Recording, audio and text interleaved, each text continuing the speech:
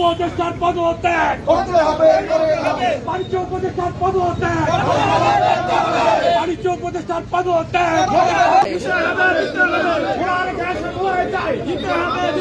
উনি যতবার বলতে এসেছিল ততবার উনি মিথ্যা আশ্বাস দিয়েছেন। আজকে বলতেছে উনি কথা নাই নাই। আমি বলবো উনি বাংলাদেশের চরম পর্যায়ে মিথ্যাবাদী। ভোলা বরিশাল সেতু চাই, ভোলার গ্যাস ভোলা চাই, ওদের একটাই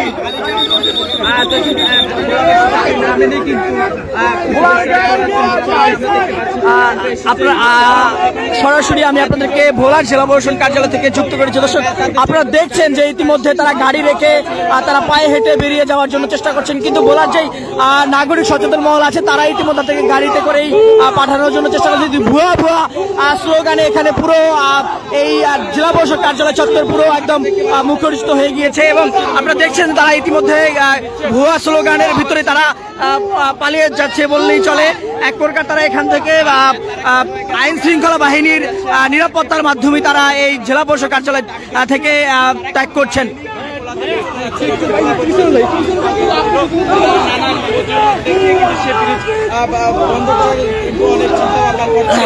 এবং এখানকার যে ভোলাবাসী